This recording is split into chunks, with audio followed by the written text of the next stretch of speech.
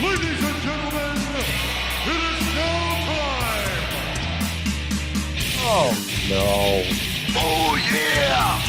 I finished these fights. Give me a hell yeah! Top Rope Nation. Learn to love it.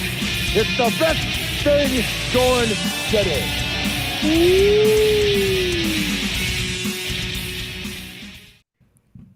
What's up, Top Rope Nation? Episode 244 of the podcast. It is time for the WrestleMania 38 preview show. Always a fun show, no matter what is going on in the world of WWE. It's WrestleMania time. You got to be a little bit excited at least. Maybe a lot, maybe a little. I don't know. I'll throw it around the horn here in a second. We'll get everyone's take on their excitement level for the 38th edition of Vince McMahon's Super Bowl of professional wrestling. So, yeah, I mean, we've been doing these preview shows for WrestleMania. It's hard to believe this is the 6th time we have done this, going back to WrestleMania 33 in 2017. And sometimes they've gotten a little crazy. You know, the drinks were going down very well, and by the end of the broadcast, it was a little questionable, a little tipsy. Kyle Ross, how you feeling tonight? Of course, you throw it to me. on that note. I'm doing good, despite a low excitement level for WrestleMania 38, the alleged most stupendous two-night event in history. I am ready for the most stupendous podcast in history tonight.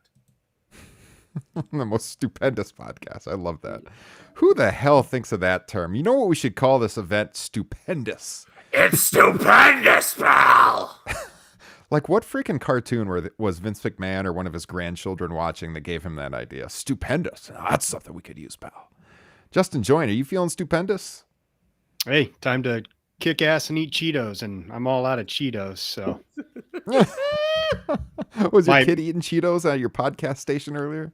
No, that was me a minute ago. My tummy was feeling a little bubbly before we started, so I needed to lay down a base so I didn't have to, during the pod, make an emergency run to the bathroom to, take a WWE. By the way, I'm no dietitian, Justin. I may have to check this out with our good friend Jesse Velasquez. I don't think Cheetos are a good thing for a bad stomach, though. I could be wrong. I disagree. Well, you know what? We're going to find out during this podcast. Yes, we are. This should be a fun one, guys. I am looking forward to this. We've got, of course, Kyle and Justin and myself. My name's Ryan Drosty, by the way. Sometimes I forget to introduce myself if you're just checking out the pod for the first time. Welcome. I had no idea who you were. Sometimes people are just browsing through Podbean or Apple or whatever, and they listen. Who is this guy that welcomes us to the show? I have no idea who he is. He sounds okay, but I don't know who he is. Yes, Ryan Drosty here with you tonight. And we have a fourth guest on the line. He has cashed in his benefit. He is a main event level patron of the show. Got to thank him so much for his support. He has been on a couple of times. I think this is your third time on the show because you did the Bret Hart draft last summer, Ryan. You, I think, did All Out post-show with us a couple of years ago. Maybe that was your first appearance. Is that right? Yeah, I think so. Is there All Out, or it might have been like Full Gear? It was something AEW related. Yeah, that's right. Well, Mr. Ryan Huffman, welcome back to Top Rope Nation, sir. How are you doing? How's your week going? And what's your excitement level for WrestleMania 38? Good. I'm excited. Week of WrestleMania always gets me excited. I actually, as I was telling you guys before this, I originally had a hotel booked to go to this about 6 months ago and decided against it. Still trying to figure out what stupendous actually means, but I remember I did attend WrestleMania back in Chicago where they used Big Time as the theme, and I was a little puzzled by that one. And that WrestleMania certainly delivered, so I'm hopeful that this one will have some joy anyway, since the last couple have been not great. Hasn't WrestleMania 22 aged well? I mean, I gotta say, at the time, we talked about this last year, we reviewed it for Top Rope Nation Classics, our Patreon bonus show, but at the time, I attended it too, and I thought it was okay, but it wasn't a particularly memorable WrestleMania. But now, everything we have seen since WrestleMania 22, you look back on it, and it's like, you know what? That was a pretty damn good WrestleMania. Right, Kyle? Yeah, I was counting there. I was like, especially when you're, on a streak now where like the last 6 have been all Yeah. below average to, All of them we've smelling like the inside of my rectum. Oh my God. Jesus. You could have said, Justin's Cheeto Bowl or something like that. We got to go rectums tonight, Kyle? Christ.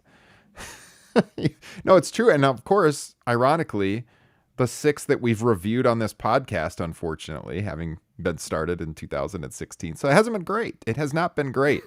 We killed WrestleMania. Top Rope Nation killed WrestleMania. Yes. My excitement level, I guess the nostalgia of WrestleMania starts to hit a little bit WrestleMania week. Last week I really wasn't very excited for it, but now as the week has got here, I'm trying to get excited.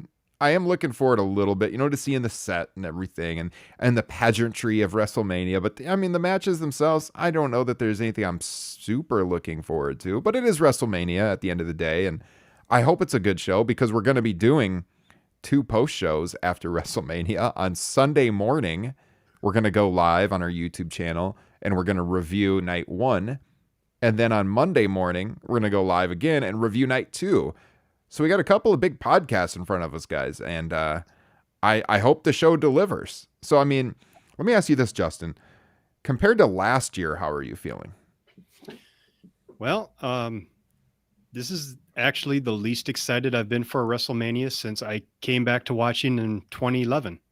Because at least with WrestleMania 36, I had the interest of, well, how are they going to pull this off with the pandemic in front of nobody? And then at least last year was, their first big time back in front of fans. Mm-hmm. So it had, those 2 things going for it. This one, I'm just, not really interested. We'll get into it. There's one thing I'm very interested in, and then 3 others that are just kind of meh. One of those being kind of what you're talking about. It's the pageantry. Is I'm always curious to see, what they're going to do for the stage, WrestleMania stage. Mm-hmm.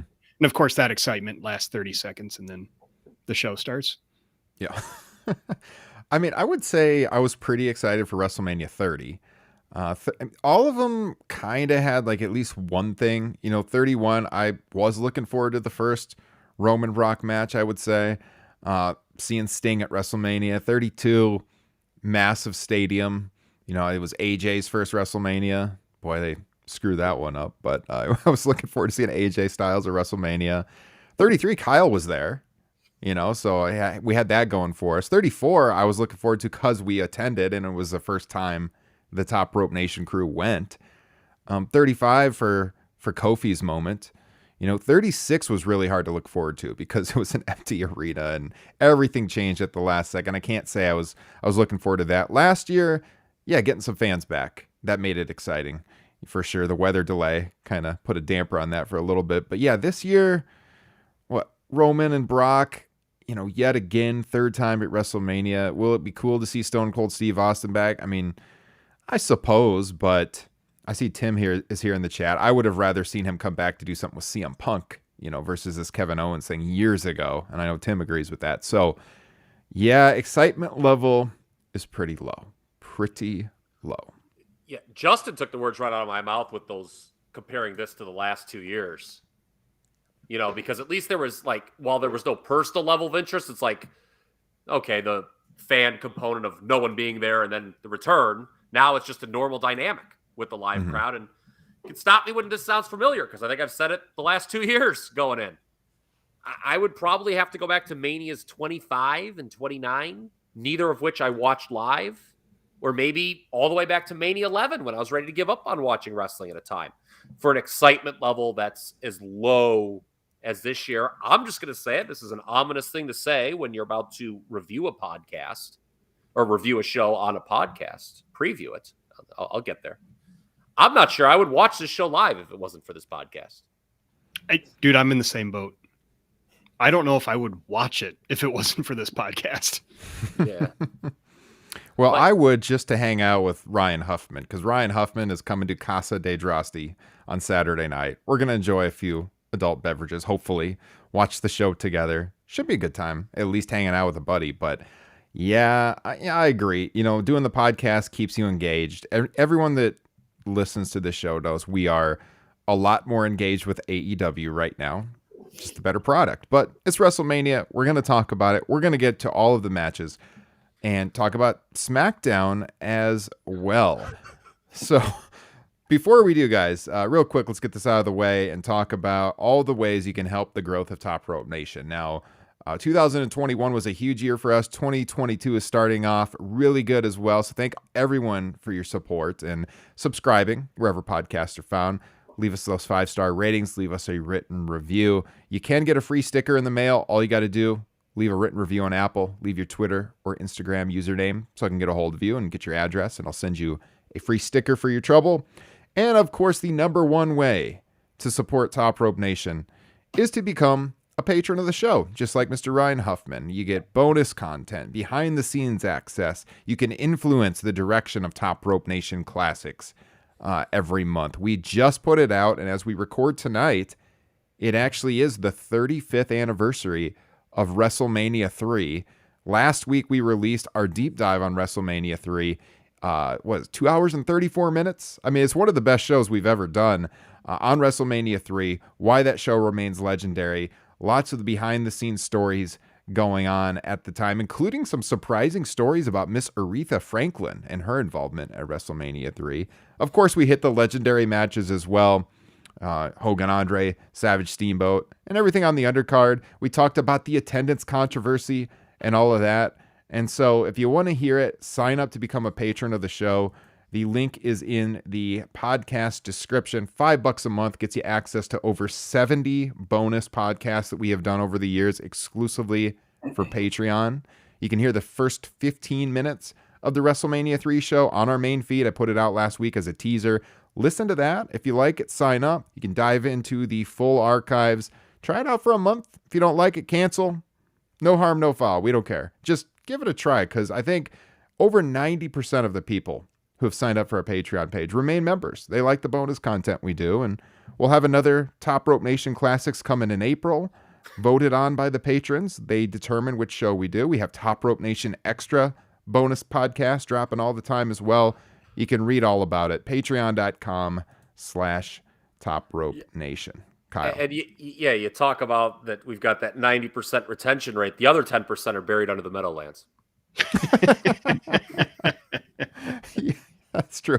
They didn't find them when they set up WrestleMania 29, but they might be there. We got Frank Pettiani on the case, our good friend. Yes. All right. Let's talk about Friday night. I mean, it's a huge weekend of professional wrestling shows. We've got Ring of Honor pay-per-view. We've got AEW Rampage. You got all the indie shows, of course. You got Friday night SmackDown. You've got the NXT show on Saturday afternoon. Kyle, this Friday night SmackDown show, I know you wanted to hit on this a little bit. The talent, especially who have been relegated to SmackDown over the course of WrestleMania weekend. Your thoughts, sir? All right, look, man, we don't need to go over this whole card for Friday night on SmackDown, but I would, and I know Justin is with me here. I would like to openly mock a tweet that many have been mocking over the last 24 hours, and really ever since it had been sent, because you just knew it was going to be an own goal when you saw this tweet. So let me read it. And I will protect the name or I won't say the name to protect the guilty, I suppose. But there was this tweet, and this was sent on March 4th, actually. So this tweet is, it's about 4 weeks old. IWC, quote, they hate Triple H guys, NXT guys, smaller guys. They have no plans for them going into WrestleMania. WWE, and it's a picture side by side of Finn Balor and Rick O'Shea holding their respective brands' secondary titles. Would someone like to tell me where Finn Balor and Rick O'Shea are competing on WrestleMania week? SmackDown. But it's WrestleMania SmackDown, so... And yes. Finn Balor, by the way, is in the leftover Battle Royal. Not even defending the U.S. title. The Andre Battle Royal. It is a little shocking to me that we have a 2-night WrestleMania and they can't find a spot for him anywhere. And especially with him holding a title. But it just goes to show they give zero shits about these undercard titles. No, that's a great point. Other than Roman and Brock, The least anticipated or matches are all the title matches. Like, I screwed that up. But like all the title matches besides Roman and Brock, those are the least anticipated matches of the card. Yeah. Mhm. Like the 2 tag belts and whatnot. I mean, I guess the women's titles are people are in, but like, I mean, think about it, man. These secondary titles mean nothing. Not the women's tags. Tell you that. And the women's tag team Jeez. titles, yeah. Yeah. And 1 year later, what a rub Damian Priest got from tagging with Bad Bunny. He's in the Battle Royal too.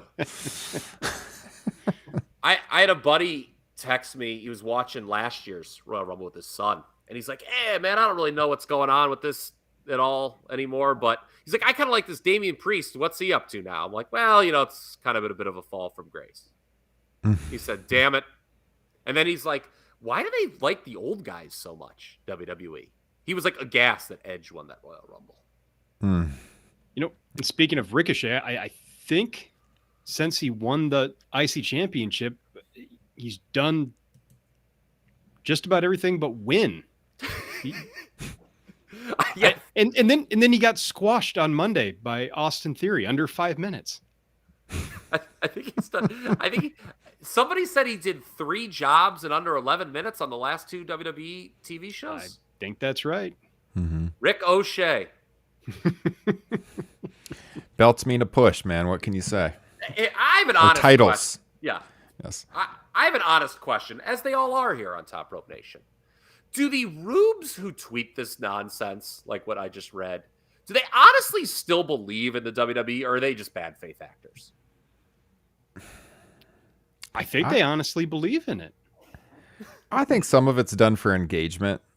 They know that people are going to jump on it one way or the other. And if you get engagement, people responding to your tweets, then your stuff ranks higher in people's timelines. I think that plays in. People are smart about social media. I think sometimes they put out stuff that they can't possibly believe, or you would hope they can't possibly believe. I think people just like to be contrarian too. I mean, in the Twitter sphere, at least the Twitter sphere that I frequent, and I like to think I follow a smart group of people like you do, Kyle, and you, Justin, on twitter.com. Huffman, you don't have Twitter. You need to get on there just to give us another follower. But that's a whole nother point. I think I follow some pretty decent, smart people, and most of them seem to trash WWE over the last several months. So I feel like some people just like to be contrarian and be like, oh, it's not as bad as you say. And say stuff like that. But holy hell, did that one age poorly. That is for sure. I think there is a pretty big demo of these fans who grew up solely on this WWE product. And the second they think it's going in the right direction and that they can slam, any of the quote unquote haters, they're going to put up something like, hey, look at this. Finn and Ricochet getting their big pushes. Shit, I haven't even gotten it out of my system. I was all excited for fucking Cesaro last year. Yeah. I'm gonna bring How'd Huffman that here on push this turn question. out? I want to bring Ryan Huffman in on this question because we've talked about this on the show. I want to get your perspective because it seems as though, and I can't say that this didn't exist in the 90s during the Monday Night Wars, because certainly people were loyal to the brands back then too. You did have your people that would only watch WWF and the people that would only watch WCW. And I was always a WWF fan first, but I did watch both products. And when WCW was better, I would admit it was better and I would be more excited to watch those shows. It feels like the difference now is it's gotten so toxic that, like, especially the WWE side, they really dig in. Like, it's been the only national game in town, really, for the last almost 20 years. And it feels like the defense mechanism for WWE among some people is very bizarre to me because it's almost like they have a loyalty to a corporation rather than just wanting the product to get better, like criticize as if it's bad. We want AEW to succeed because in the end, it's going to make them produce a better product. I mean, what do you feel about this, Huffman? Do you feel like a loyalty to a brand? How do you see this today versus the 90s? I just think right now it's just a lot of people. I think they like to be controversial where it's like, oh, the new cool thing's AEW, where I'm not going to admit that it's better right now. I'm just going to be that guy who's going to stay loyal to what I've watched. And maybe that fear or threat of, hey, is WWE gonna go away if the ratings falls off a lot? I don't ever see a WWE go away, but every time you hear about maybe them being sold, you get a lot of people freak out about it. I was a WWE guy through and through, pretty much all the 90s. And when Brett switched, I watched a lot more WCW probably. And I can tell you guys, like, I've watched probably as much WWE as AEW since like the Rumble, which has been very painful because it's This is why we had you on the show. It's not good, but I always just say I give it the benefit of the doubt because it's like, well, it's WrestleMania season.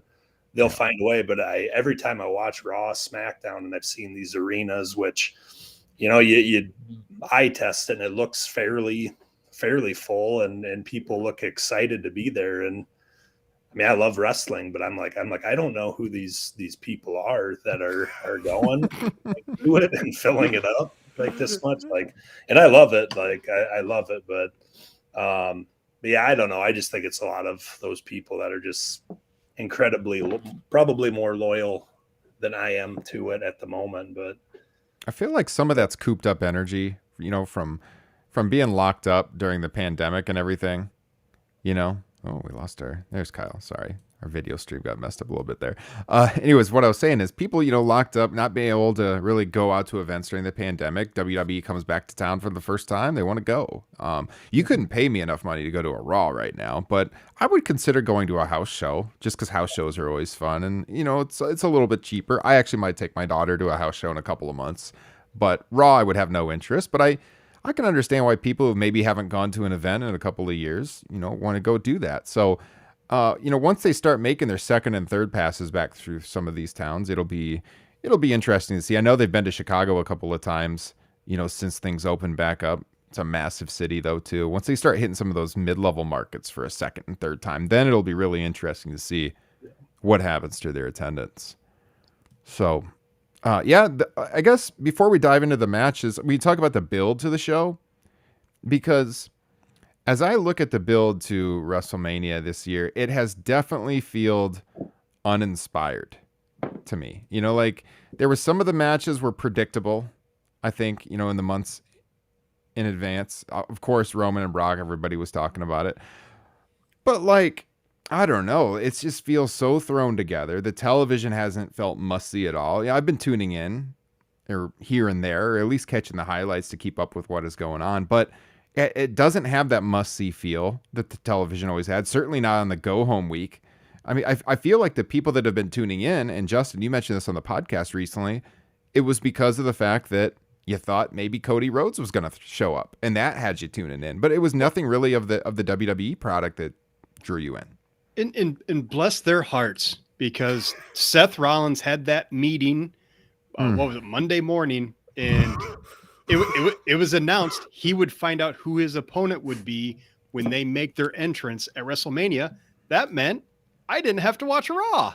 Yes, exactly. And that was so bizarre because everyone was talking about last Raw, is he going to be there? And they ruined all the suspense.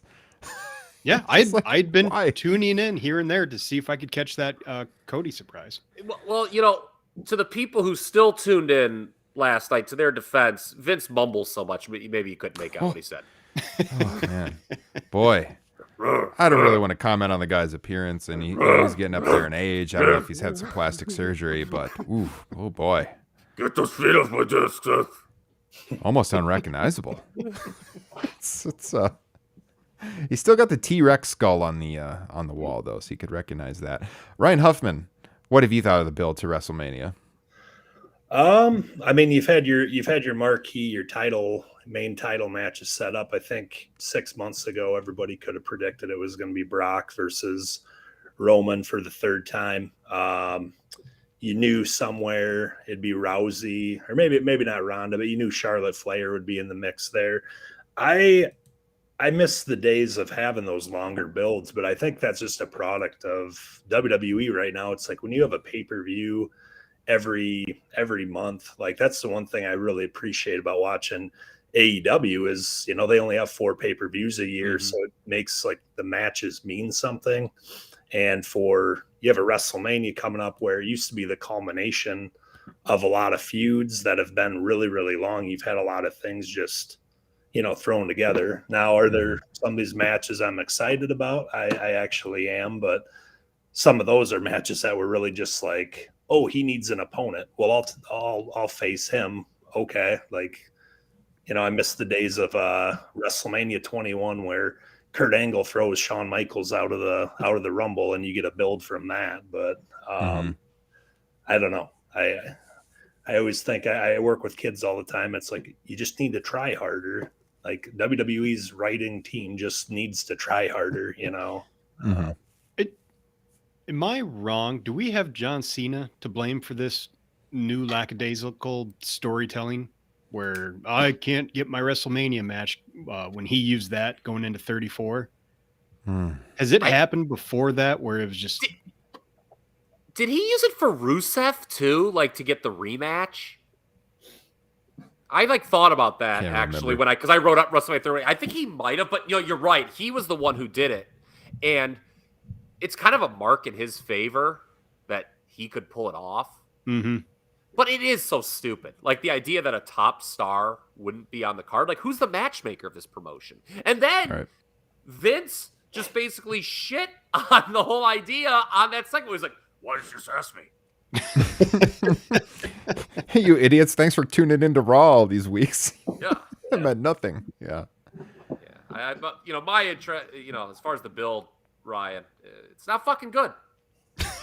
Not fucking good. And, in the old days, even if the matches didn't have a long-term angle or feud behind it, there was a sense of trajectory, right? The winners were moving up the card. Losers at Mania would be shunted down the card. And you could trace back, and, when you go back and watch the stuff, you're like, oh, okay, that made sense. There's long-term direction. Here, it's just a bunch of people that are going to stay at the same level as they were at coming in. And Huffman made a good point, too, that it's sort of like, okay, you had your 3 big title matches, the 2 women's matches, and Brock and Roman. And then everyone else, it's like, okay, we want them on the card. Let's invent a way to get them on the card. And, oh, God, it's February. Yeah. Well, that's what it felt like. Like, one other point I have, too, is like 6 of these matches have a person involved that wasn't even on the roster 3 months ago. Yeah. And I'm like, I don't really know how you're able to even get a long-term build when 6 of them are really just popping up out of nowhere, Mm-hmm. I suppose we should dive in to night 1. Otherwise, we're going to be here at 6 o'clock in the morning when Ryan, you got to go work with those kiddos. So let's get going here. WrestleMania night 1. By the way, not to draw this out too much, what do you guys think of the 2-night format? Because it seems like it may be here to stay. They're doing it again. Ryan, what do you think? I personally, that was the game changer for me going to Dallas. When I heard it was going to be 2 nights, I was just, I'm not going to stay downtown, spend the half hour driving out to the stadium to wait in a line. I get their strategy. They're probably not going to be the sellout. I read an article. They're probably looking at maybe 75,000 people there a night. You do the math there. That's way more than the 105 that they had, which I don't think if they do one night, I'm not sure they sell it out this year just with the product, but they're still going to put a lot of butts in the seats and make a lot of money, but I don't know. I personally, I don't like the 2 nights, but I think it's probably here to stay. What about you, Justin? Yeah, I mean, I would be willing to bet we're all in agreement. In the ideal world, we'd be looking at a 3-hour show, one night, maybe another hour of pre-show. Mm-hmm. But I think in reality, when you're looking at it, I think this is the lesser of 2 evils. I would prefer, 2 3-hour shows rather than 1 7-hour show or whatever the hell we've gotten in the past. And I was that sadistic podcast producer that was like, guys, we got to go live right after this 7-hour show. So stay up with me. Oh, God. Justin's I like was pouring so the scotch. dead. He's ready to Yeah. go. And Oh, my God, I was dead. That was 35. How long are these shows going to be this weekend? They're not going to be just 3 hours, are they? That'd be awesome if they were. 3.5, maybe? I think last year's they were 3.5. Yeah. Okay. Well, let's say 1 6-7 hour show's no good. I don't think 2 nights, 4 hours each is any good. And the real problem is, okay, it's really no good when the shows are no good. I mean, I can watch 8 hours of good wrestling, but I'm not convinced we're getting 8 hours of good wrestling on April 2nd and 3rd of 2022 we're looking at here. Yeah. When I was in Dallas, I went to Dallas for Mania 32. I want to say that got over being Midwest time. I think it was about 11:30. So I'm betting it'll be 7 to 11 this year each night. I don't remember for sure, but I feel like we were sitting in the Superdome at midnight. I mean, that night Felt like it. 34 went real late. That was a long night. Now, night one has had a lot of talk over the last 24 hours because Dave Meltzer reported that the main event of night one would be the Kevin Owens segment with Stone Cold Steve Austin. And then today, as we record, it's Tuesday, Ronda Rousey was on the Ellen show, and Ronda Rousey said that she was going to be in the main event. And I think, I don't know how much it really matters, but the thing is, people assumed that a women's match would probably be in the main event because last year they did a women's match one night, men's match the other night. And Flair and Rousey, with Rousey coming back, I guess that makes sense. And personally, if I was going to put a women's match, I don't know. Bianca got screwed so bad. So I know she got the main event slot, last year, but she got screwed so bad at SummerSlam. You think she has to go over here against Becky. I guess it works either way, but it might be Kevin Owens, or maybe it's semantics here, and maybe Charlotte and Rousey is the last actual match, since the Kevin Owens Austin thing is the KO show technically, and then they go out last. Who knows? We don't really know. I did see, I think Meltzer said too that Becky and Bianca was going to be the first match on the show. So I guess we can start there. And, as we look at these 14, 15 matches, whatever it is, we're not going to deep dive, guys, on every single match. If you want that, it ain't happening here, because some of these we'll make our predictions probably and move on. We're not going to have 10, 15-minute discussions on every match. But this one, what I just said, Becky went over. She came back at SummerSlam. We've been wanting to see Bianca, I guess, get that one-on-one match and get her win back, but they really did her dirty last summer. How do we see this playing out? And thoughts on the build, Kyle Ross? For the record, I think Bianca should win, but I am less confident in a title switch with this taking place the same night as Ronda and Charlotte. And what about the old go-home angle jinx from the days of yore? Remember that old thing? Whoever was standing tall on the go-home episode was going to lose the pay-per-view. And then on Monday, they had Bianca cut Becky's hair. I saw some people talking about that. So, yeah. Like I said, Bianca should win.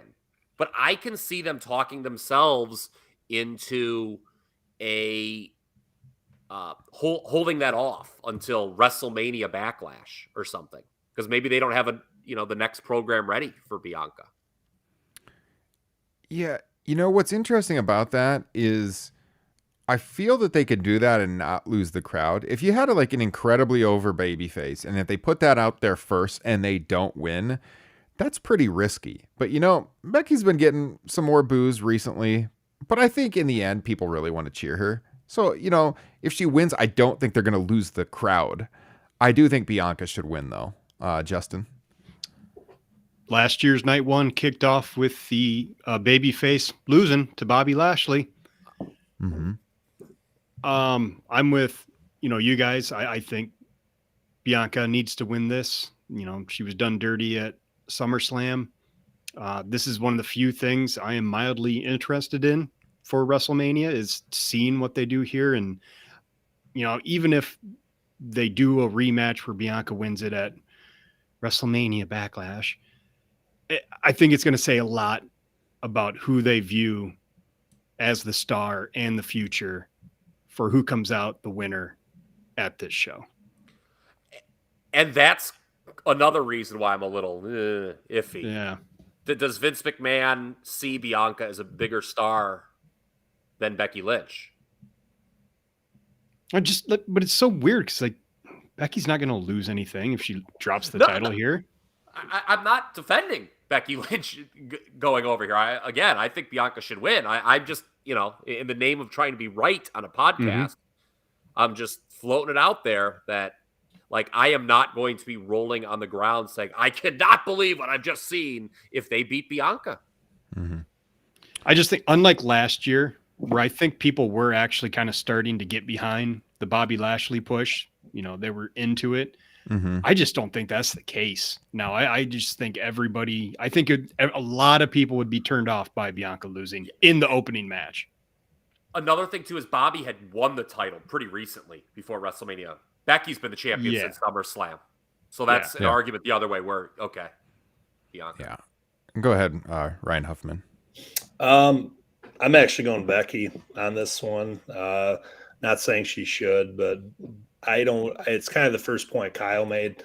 I have Ronda beating Charlotte, so I don't see both champions relinquishing.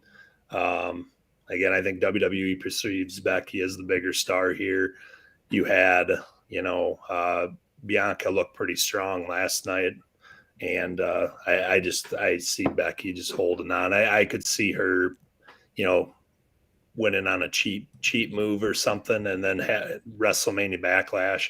They both had the hair thing going on, which obviously I don't, but you have Becky versus Bianca in like a hair versus hair match or something creative there, but I'd like that. But I see Becky just for the sole purpose. I don't see both champions losing. And speaking of that, isn't it so weird that they put both the women's championship matches on the same night? That seems like just the no-brainer is to split them up. Yeah, I was shocked by that too. Yeah, and again, that's kind of why I'm like, when I saw that, I was like, oh boy, is Bianca not going to win now? They have options potentially after Mania with like Bayley, Asuka. They're going to be returning eventually, right? Lacey Evans is going to be returning. Raquel Gonzalez maybe a call up. So that's actually a rare WWE situation where there's multiple directions for the women's title matches, because oftentimes we sit here on this pod and we're like, oh, they don't have many options, doing the same damn thing over and over again.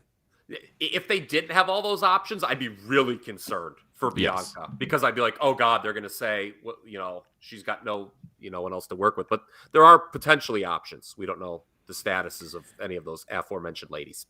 Yeah, I could see it going either way. I'm going to pick Bianca just because it seems like an odd thing to do, to drag this out to another pay-per-view, since this goes back to SummerSlam and Bianca's been trying to get her shot and she won the Elimination Chamber. It's WrestleMania. Just do it. Put the belt back on her. I don't care if title changes. Both women's titles change hands on the same show, but we'll see. Maybe they do. Two titles change hands. Hey, sure, pal. Get out of my office. Yeah, I mean, you look at the rest of the title matches. We got on this night, we've got the SmackDown one, obviously, which is just talked about. We've got the SmackDown tag titles, and that's the only other title match on the show. And I don't personally see the SmackDown tag titles switching hands. We could talk about that in a second.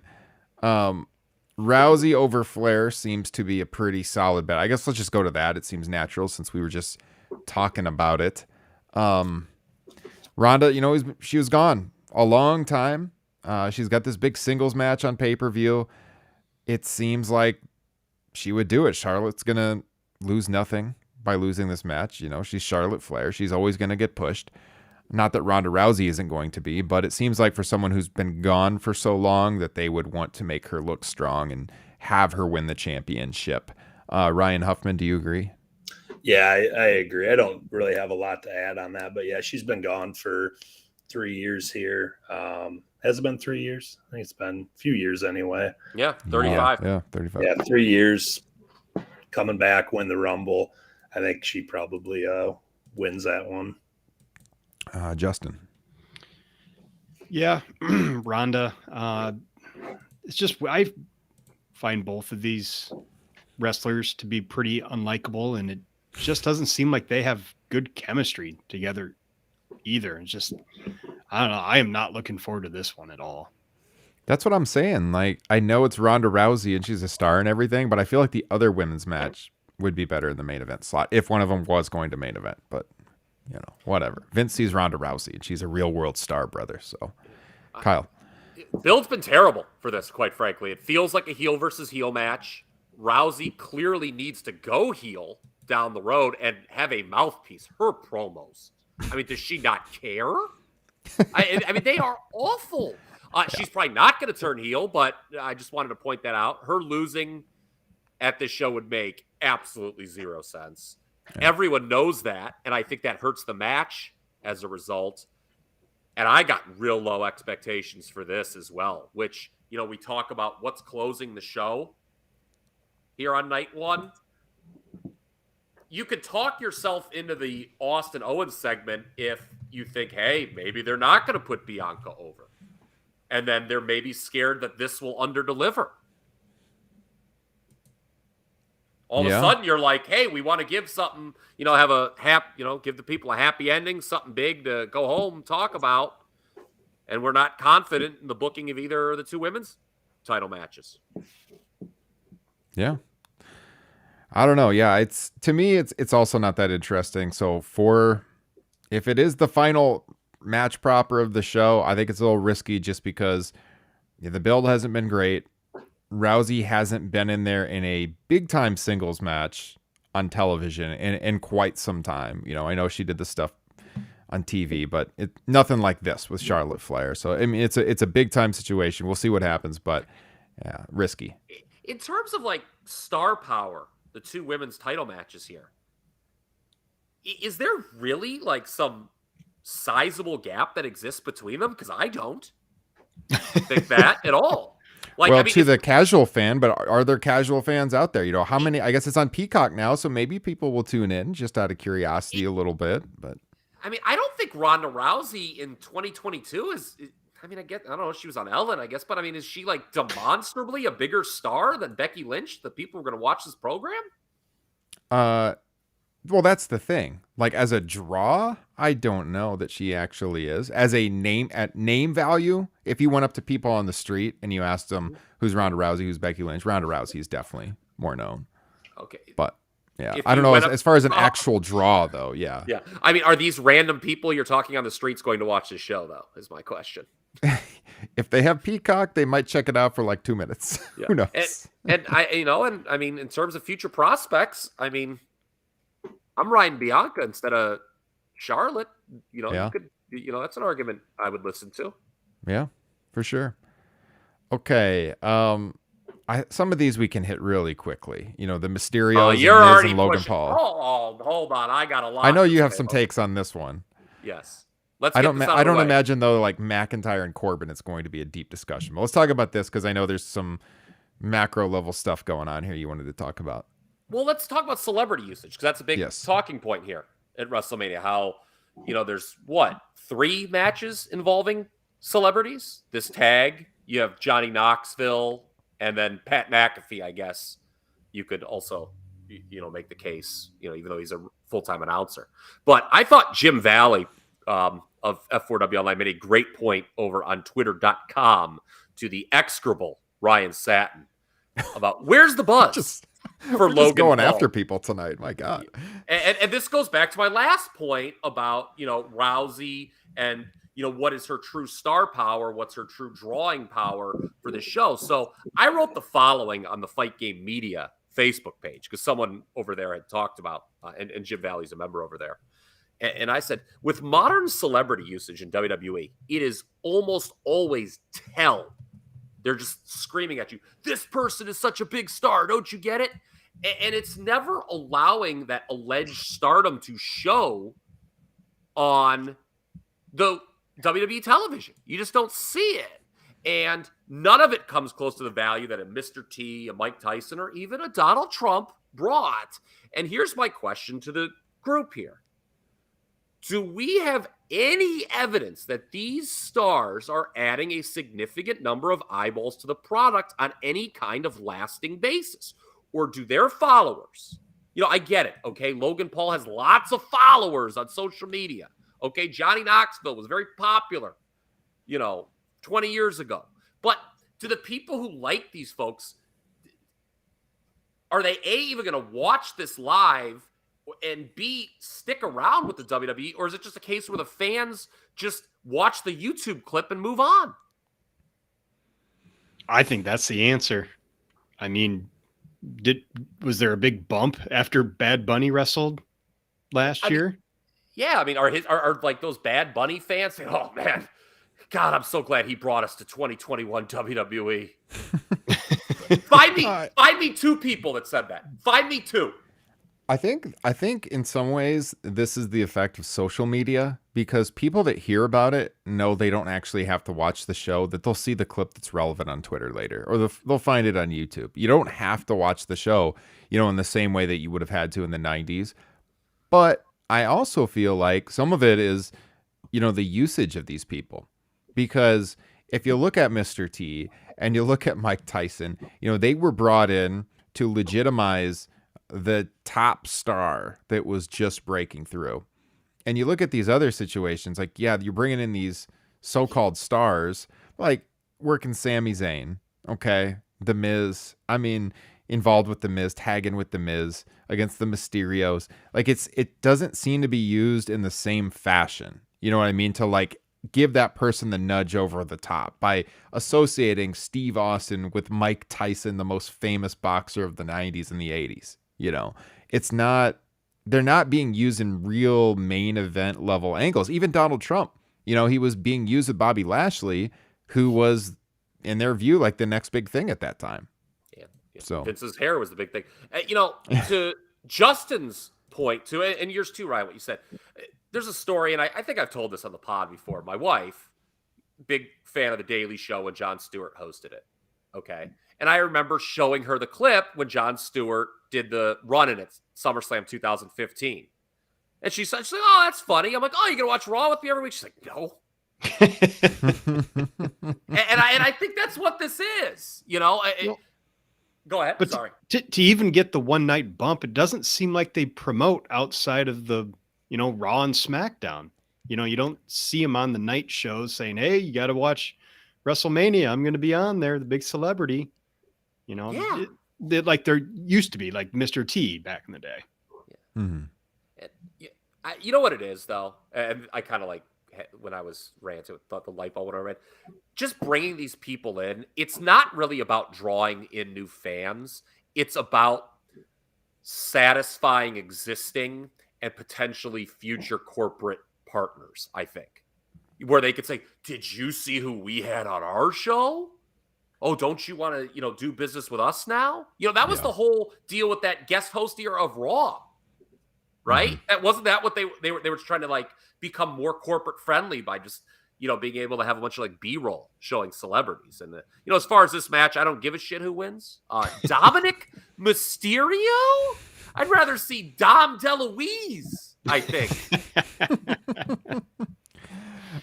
Mr. Huffman, let me ask you this about the celebrity involvement. Have you ever heard your students abuzz about any celebrity involvement at WrestleMania, or even talking about wrestling lately? No, I don't. As much as those kids are on social media these days too, you'd think it would pop up and they would have some sort of discussion on it. I know certainly I'm not going to invest. I think I sent you this a few weeks ago. I will not be investing in a Logan Paul WWE t-shirt because it's might be the most horrendous design shirt I've seen that company. Oh, did you see the new Vince McMahon one? Yeah. Yeah. I will say this match, my intrigue, if there is any with this, is I'd be interested to see if they would actually have Dominic turn on Ray to try to get them to finally split up and do something with him on a singles level. Not that I'm caring about that, but we see you working. We see you working, Huffman. I know you're just trying to play all the angles. Thank you for clarifying, though. Yeah, I'll say this: like, I've watched the build for this match, and I still think the Miz is pretty solid. Like he gives a lot to that company, and I think when we talk about star power, I do know there are people out there that watch Miz and Mrs. So, but I don't know. Are you one of them? No. Well, we could have had you on weekly to give a recap when that show's in season, but you just blew it, Ryan. I'm sorry.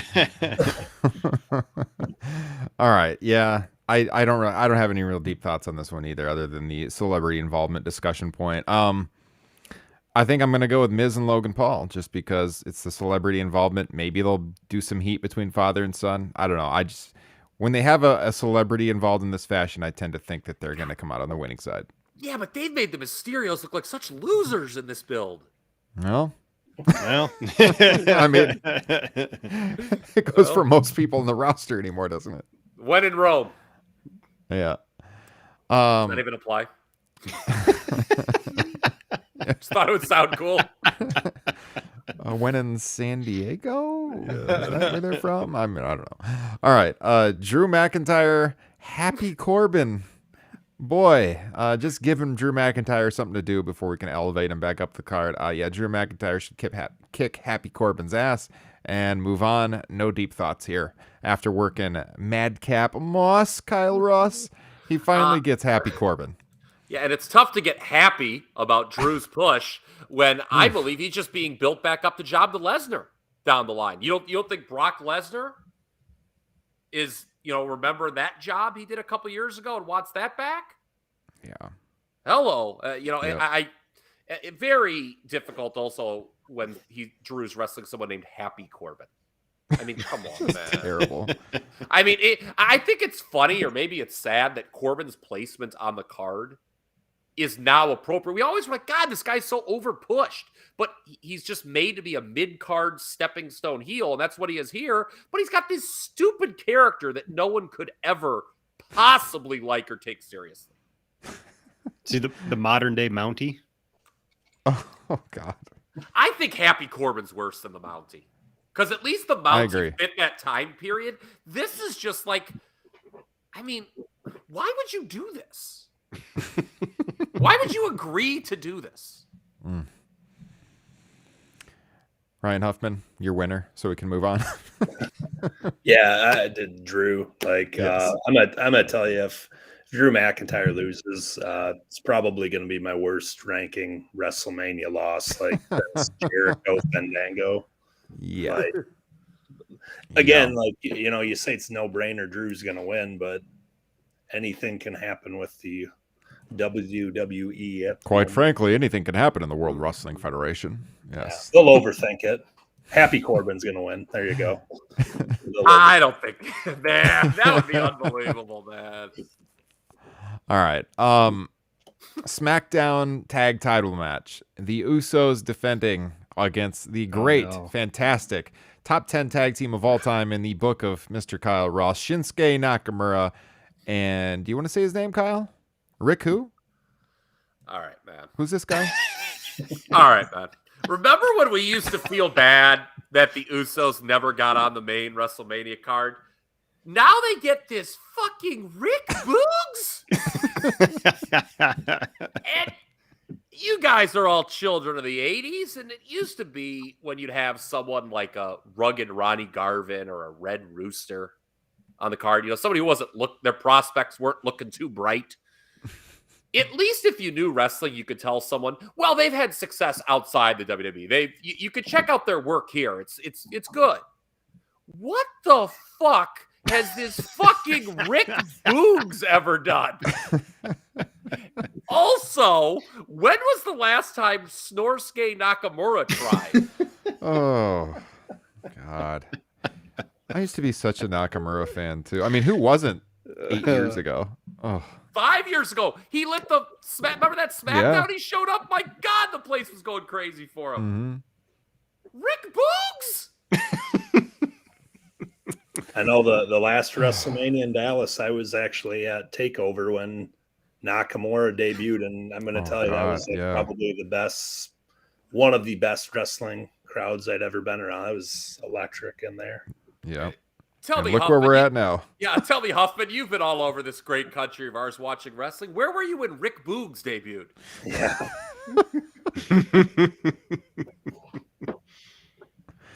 All right. I'm going to pick the Usos to retain. Cool. I don't.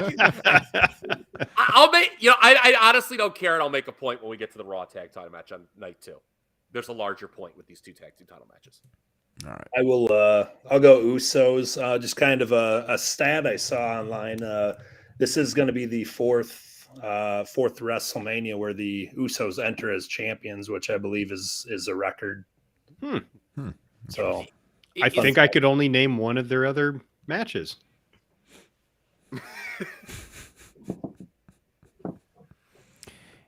Is them retaining it all tied to Roman retaining? Do you think?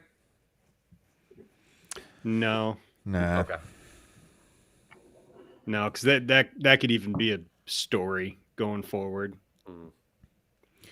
While we're doing these predictions, let me just throw in a plug right now. So some of these, yeah, maybe we don't care too much on, but here's a reason you should care. WrestleRumble.com. Yeah. Professional. Yes. WrestleRumble.com, guys. They're partners with the show. Great people. It makes watching these events a lot of fun if you get an entry. I think it's $10 for an entry. You can win $1,000 on the WrestleMania night contest. And so they also have contests, to win some replica championship belts going on, I believe, too. But the WrestleMania Pick'em, the top prize is $1,000 cash. Ooh. You can read about it at WrestleRumble.com. And, even if you don't win $1,000 cash, see if you can beat us. You'll find our names in the standings, hopefully, if we place in the top 50, which sometimes we do. I placed in the top 3 for a WrestleMania a couple years ago. You did. Yeah, that's right. So it is a lot of fun. Check them out. Great people. WrestleRumble.com. Better than Rick Boogs, I'll tell you that much. I'm sorry, man. I'm just looking at this card, man. Who put this dog together?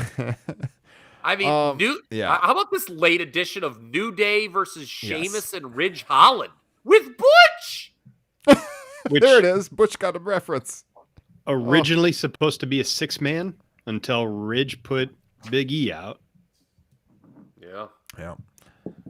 I'll tell you, by the way, I should be looking at this. I got the updated match lines today from one of the betting sites. They always email me the match lines for if I want to write an article on it over at SE Scoops. And this match, the odds are, I want to say New Day was not favored in this.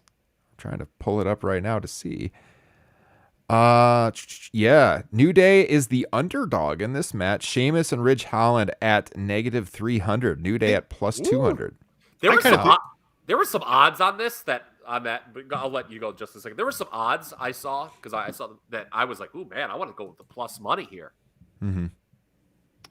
I think that makes sense here. Sheamus, Holland, and Butch are the new faction. Let them get the big win at WrestleMania. Yeah, in the end, it doesn't really matter. Fortunately, that too.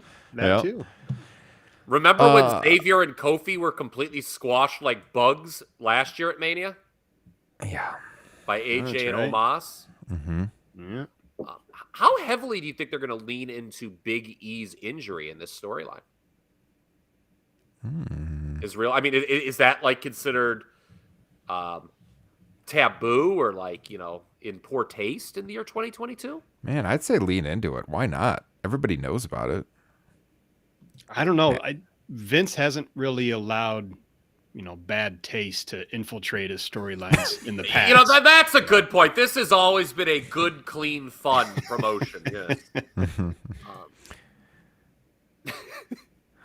I'll just say in terms of excitement level and tag team matches in WrestleMania history, this one is right there with the smash and crush version of Demolition against Junichiro Tenryu and Koji Katao at WrestleMania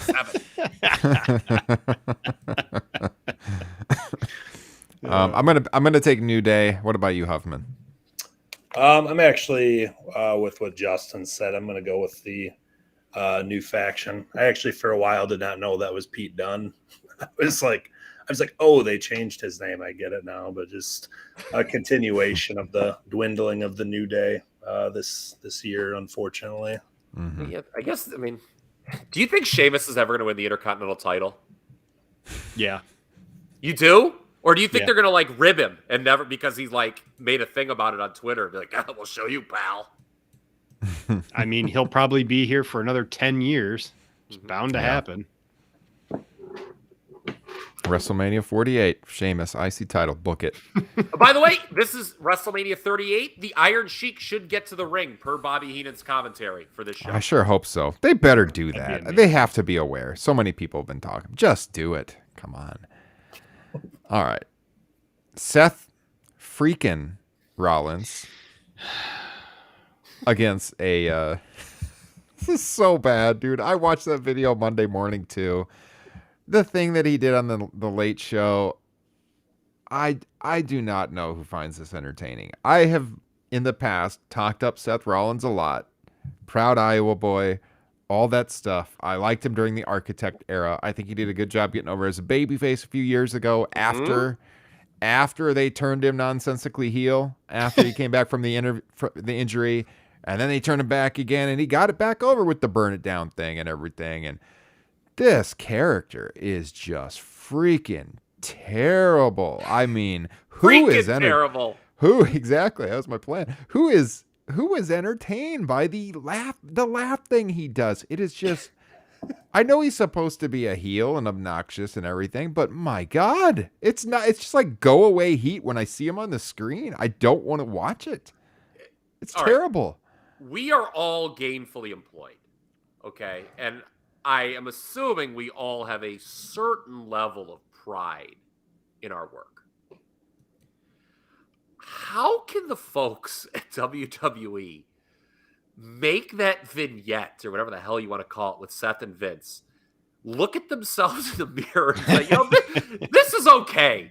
We're proud to release this into the world. How can anyone say, I was watching it, I was like, this, like 3 seconds in, I'm like, this is bad. Real bad. And it just kept getting worse. And you're right about Seth. It's like, he's not a heel you want to even see get comeuppance anymore. You just want to see him go away. Yeah. I've said it before. He's Shawn Michaels if you stripped away everything interesting about Shawn Michaels. Okay? Michaels' behavior at One Night Only, we talked about it on Top Rope Nation Classic. It is objectively a terrible behavior, okay? Objectively worse than anything Seth Rollins' character's ever done. It was also objectively more entertaining than Seth Rollins' character anything has ever done. I mean, okay, so you see Cody come out, he'll get a big pop. He kicks Seth's ass, and then, okay, here we are. I mean, I don't know where they go with him. I would hope that they would push him to the top of the card to do something interesting. I'm not confident in 6 months that Cody Rhodes is going to be main eventing or anything like that. I know there was a push for him to use, like his AEW theme song and have the same look and everything. I do hope they do that. I think that they should do that. We'll see what happens there. But Ryan Huffman, how are you feeling about Cody's pending arrival? Well, my buddy Josh texted me about a couple hours ago, and he sent me a report that could be Shane McMahon. To me, I'm even skeptical, and this might be a random name I'm throwing out, but like, could they even go Undertaker here in Dallas with him getting inducted into the Hall of Fame? Okay, I believe it's going to be Cody, but I also think that's something they could maybe save for Raw, just to get, because again, they might not know what direction they're going with him. I for one, it's kind of weird because I was at Full Gear booing Cody Rhodes out of the building, but I've actually been kind of excited to see him again and come to this him leaving AEW and coming to WWE, to a company that I don't think necessarily used him very well. Although I did hear Stardust is back in the WWE alumni section, but I'm intrigued to see him again. I think it'll be him at Mania, but not 100% sure. I could see them going a different direction with that. I don't know. What do you guys think? You guys all 100% on? You think it'll be Cody, or do you think there could be something there? It would be a very bad play for it not to be Cody. Mm-hmm. That's how you lose the crowd. Yeah. If Shane McMahon walks out there, those people will shit comes the all money! over it. Oh, Here can you comes the imagine? money! I could see them like sending Shane out on the stage as a swerve, and then Cody comes out, which I almost feel like ruins the moment a little bit. But that is something that they would do. That is totally something they would do, though. I mean, if Vince is getting ready, and now the American, here comes the money. You know, Yeah. I do think Vince's involvement, and I don't know if that was always the plan to have Vince, make the Cody announcement. It does add a sense of realism to the proceedings, because otherwise, it's like, how does Cody Rhodes just show up? Does he just walk in the building and say, "I am going to be at WrestleMania now"? I think having some authority figure announce him, logistically that makes sense. And, are Vince and Cody going to be tied together somehow moving forward? mm-hmm. So I'm expecting Cody. My interest here lies in the presentation of Cody Rhodes. Is he going to come out with the whole the boys Homelander look with there's only one royal family in sports entertainment music? Mm-hmm. You guys be proud of me. I've broken a very bad habit of listening to podcasts from The Ringer. I don't do that anymore, but I still read the articles sometimes. So I'm on the website, and I noticed on one of their wrestling websites, and this kind of goes back to, wrestling podcasts. This goes back to, are they bad faith actors, or is this just the only thing they grew up on? The headline for one of their podcasts that they recently put out was somebody literally or truly tried to make the argument as to why Cody Rhodes had to come back as Stardust. Okay, I'm getting very upset right now. I have seen that in more than one place where WWE fans are saying he should come back as Stardust. Okay, I'm getting very upset right now. What?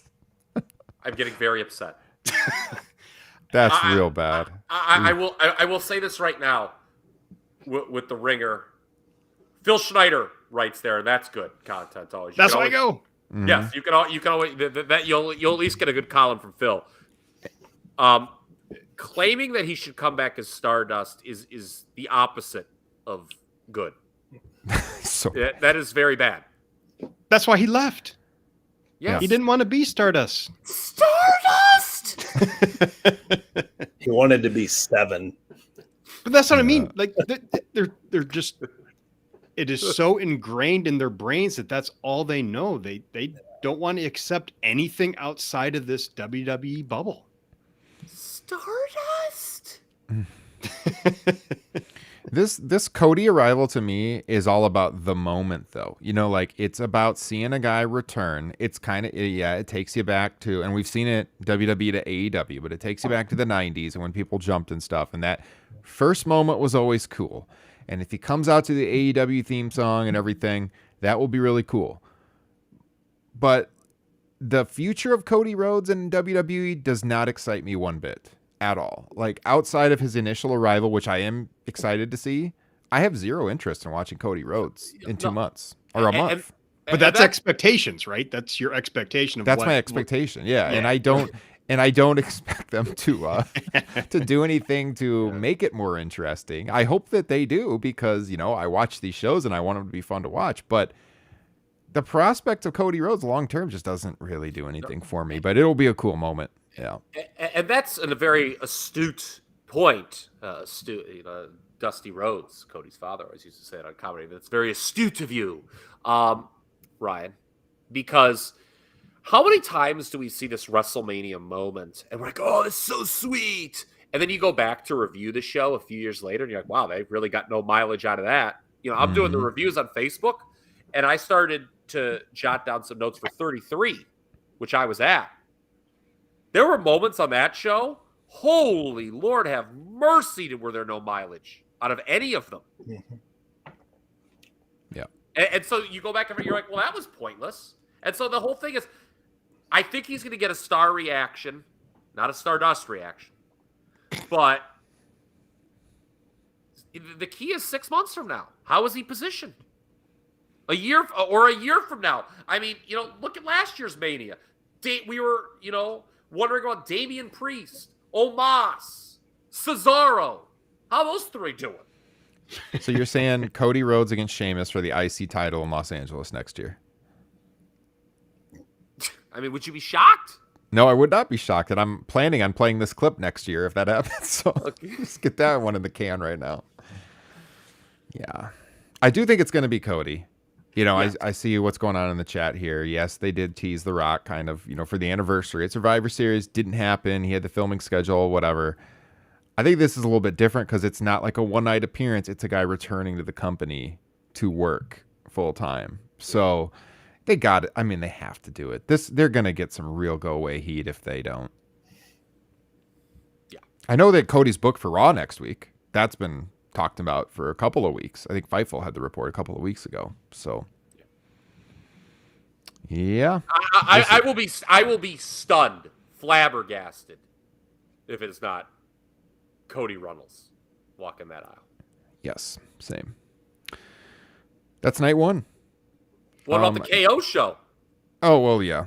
I guess we do have to talk about that. Yes. Because Ryan, you as the host are going, will you be forced into the uncomfortable position? And I joked about this, I think, on Top Rope Nation Extra once. So, guys, let's throw this around the horn. Was that a match or was that a confrontation? What do we like? This is what I kind of envision. Tell me if you agree or disagree. Austin will be insulted to the point that he says something to the effect of, let's have a fight or let's have a match right now. And there will be obvious physicality. And I think there will be a ref to count 3. And doing it this way, I think they can call it a match, WWE. Okay, that satisfies them. And from Austin's perspective, if they do it that way, there's less pressure on him to live up to a certain standard if it was called a match beforehand. Mm-hmm. Thoughts on that? Agree. That's kind of what I foresee too, is get a referee in here, stunner, 1, 2, 3 kind of thing. Not sure what that does for Kevin Owens. Going to be honest with you. Okay. Yeah. This whole thing is so weak for an Austin. This is the biggest star they've ever had. And it's some guy making Texas jokes? Fuck, if I would have known that, I could have wrestled Steve Austin 10 years ago. No kidding. Kyle, your thoughts on Greg Abbott? Please, don't get me started. Don't get me started. That's how you get it. Maybe you could get a match with Shawn Michaels. My heart is still palpitating from Justin saying that people on the Ringer think Cody should come back as Stardust. Jesus Christ. Man. Yeah, that's what I envision. That's Ryan Huffman, what do you think? How they're going to play this out? I don't know. I think it'll go how Kyle just said. I do know that some of the touring following Mania on the Sundays, they're using the stunner tag on that. So I don't know if that's just trying to get some momentum Sunday off stunner. of this. I'm intrigued. I get a little confused when they even talk about that. They're always like, "Oh, this is Austin's first, whatever in 19 years," and I'm like, man, he's been on like several WrestleManias like ever since. So I mean, the last time I was in Dallas, they came out and beat up Wade Barrett's. Forgot what their group was even called, but I don't know. I expect What a memorable moment that was. I'm not going to do the high-pitched voice because I think I've overplayed my hand already on the show, and I did it in text form for tomorrow's WrestleMania 32 review. Nice. The group name, yes. nice. Go ahead. No, I'll say Huffman, you're an expert, maybe more than most on that era of WWE. I had forgotten Austin had done more physicality than I remembered with like Alex Riley and The Miz in the build-up to 27. Mm-hmm. This clip made the rounds on Twitter.com. I forgot that even had happened. Like they actually let Alex Riley beat him down for like 2 minutes. Yeah. He's done a lot of different things since then. I know like this will probably be his. I just going through my head. He's been on probably 4 or 5 WrestleManias during the stretch, maybe even more. But I don't know. Yeah, I expect this to close out Saturday night. He was Stunner, beer drinking, send the crowd home happy. he was on 21. He was on 21, where Roddy Piper got out that horrible line that he always would use: "Son of an unnamed goat." I hated when he said that. I really hated "son of an unnamed goat." I'll be interested to see if he has the ATV or if he's driving whatever truck he did into the desert, because I'm sure it'll be quite the walk down there. But I don't know, should be fun. Good to see Stone Cold again. I think everybody can probably agree on that. It's going to depend on what they do and how long they do it for me. I agree with Kyle of what I believe is going to happen. Personally, I'm going to be disappointed if it's not Black Trunks, Black Vest, Austin coming out at some point to the music. I believe on a previous pod, I asked the question, if I set the over-under for when the actual fight starts to when it ends, do you take the over-under if I set it at 3.5? 3 minutes, 30 seconds? Ooh, they got to go longer than that, don't they? Yeah, for sure, if it's going to be the fucking main event. Yeah. That's why, like, thinking of if it's the main event and you're just getting Austin brawling in his dad jorts for 5 minutes, I don't think that's a very good send off, because of, as you guys have mentioned, because of all the physicality we've seen before. Mm-hmm. I would be interested. The one thing about this is I would wonder about how long they've known how long this was going to take place. Because when did Kevin Owens do his contract? Do you guys remember? Was that a few months ago? Ooh, It was January for sure. Yeah. I kind of wonder. I'm like, was this something they maybe pitched to Owens as a, hey, we'll let you work with Steve Austin at Mania to keep you there? Because I knew he had a lot of money thrown at him, but December 15th. Okay, it might have been like, two things coming together, Huffman, in the sense that they wanted Austin on this card. They wanted to keep Owens. Yeah. And they're like, okay, let's throw a lot of money at Kevin Owens to stay. How are we going to justify throwing all that money at him? Okay, well, he'll be the guy to, take the stunners. Yeah. Would anybody So. Would anybody like to see Kevin Owens walk out on top? I said it on Top Rope Nation Extra that if you don't do a match, you could do an angle where he beats him down to set up an actual match. Yeah. Yeah. What if they played off his neck injury? You know me and what a sick bastard I am when I get the pencil.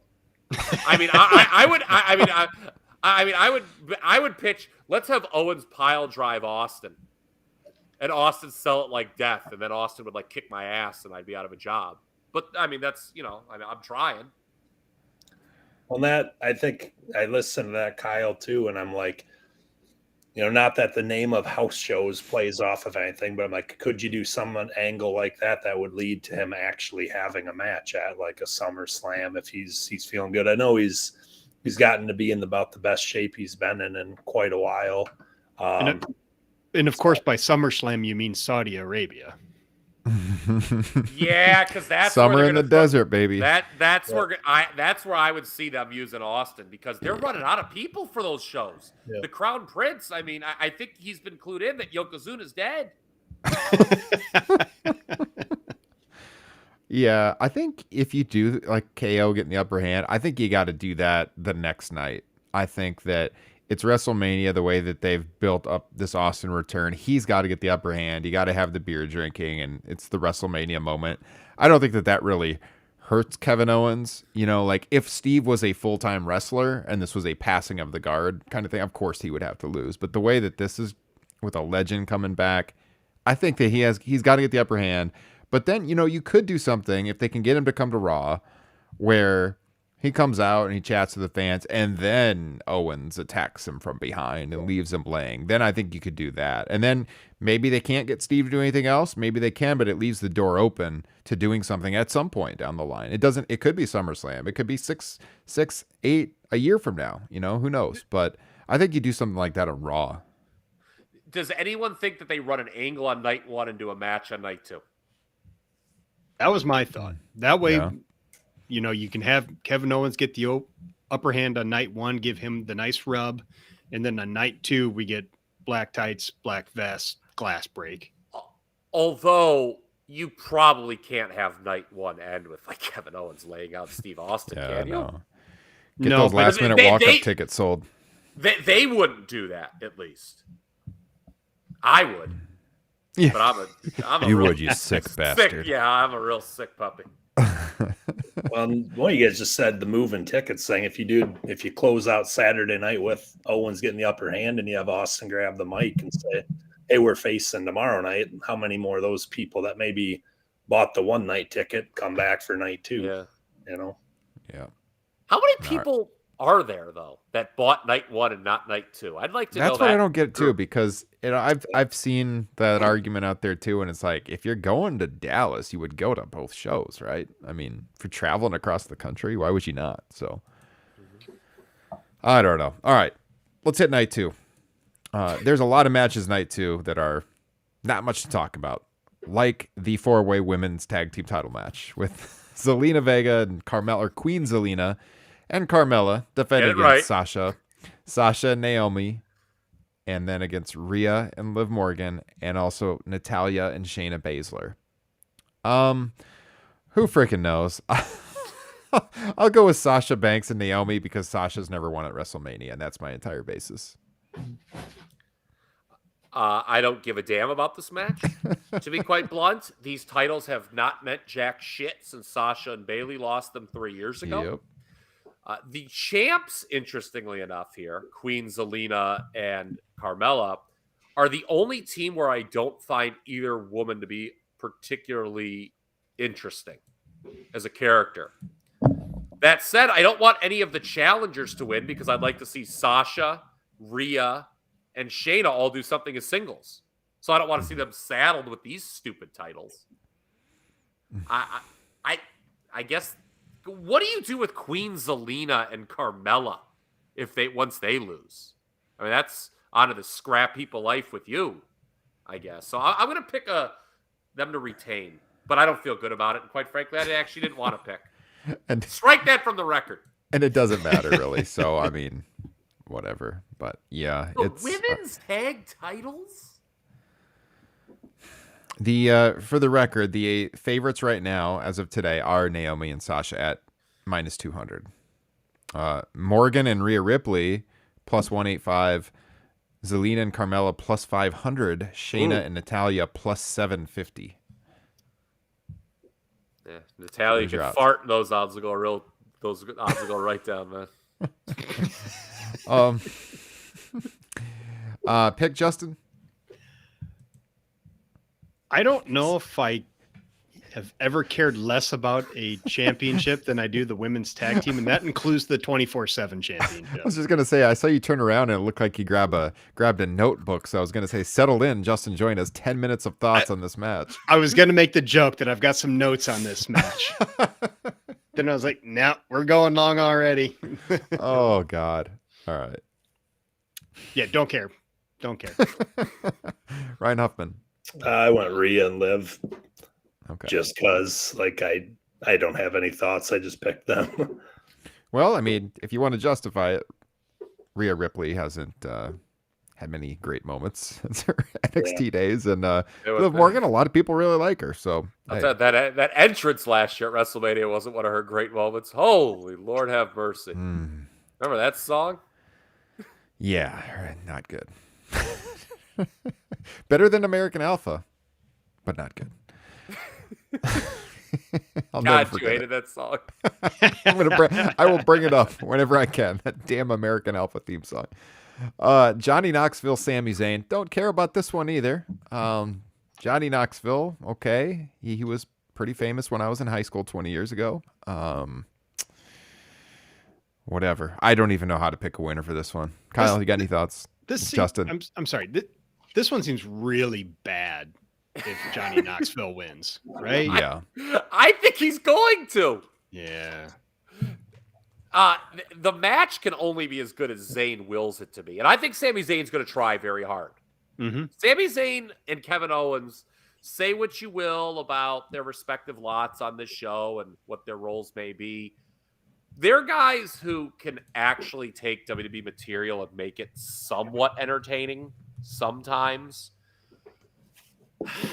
Here's an idea I had. If Gable Steveson was to get involved with anything at WrestleMania, might it be here to help Johnny Knoxville?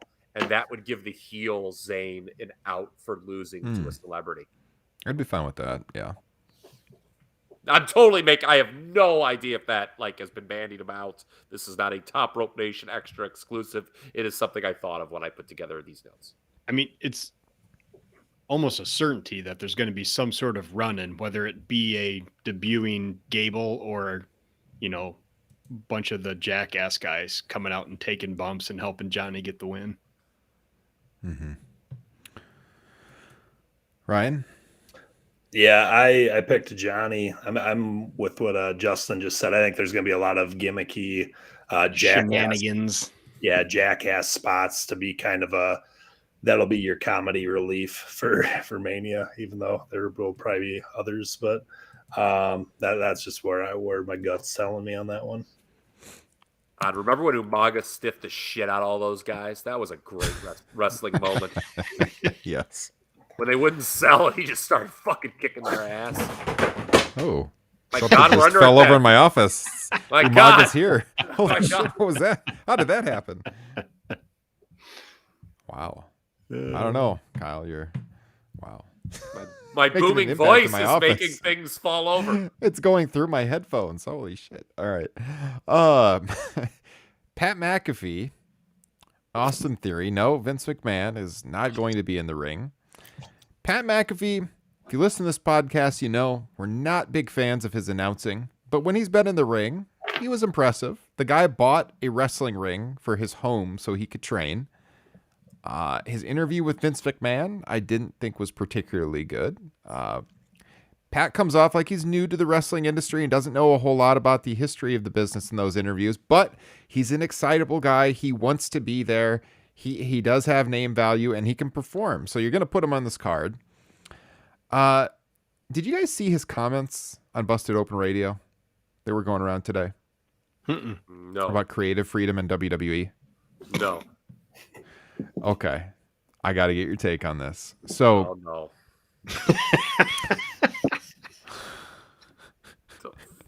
This can't be worse than the Ringer saying Cody should come back as Stardust. basically, Pat was talking about how, people that complain about having creative freedom in WWE, he says it's not as bad as people make it out to be. And he talked about how he has a good relationship with the producers backstage and that he pitches a lot of good ideas. And he was basically saying that people who complain or whose ideas don't get used by WWE, he essentially was saying that, they don't have good ideas and that's why. So he said when he talked about he's meeting with producers backstage and pitching ideas and stuff, he says, quote, "I thought I was going in and it was going to be tooth and nail trying to get everything done, pitching ideas. I haven't experienced that at all. I know other people haven't had the exact same results, but I'm also not 100% sure that people have what I'm bringing to the table as well. That gets lost in a lot of the conversation. If you don't like what's going on, you can leave. I did that to the NFL. I did that to Barstool, a couple different places. Freedom is something you earn. It's not something you're given. I'm very fortunate to be at that particular spot. The people I'm working with for this match are awesome. We're going to put together a classic. We're going to try our best at least to do WrestleMania some respect." So do you think that people who are pitching ideas aren't getting their ideas on television because they're bad?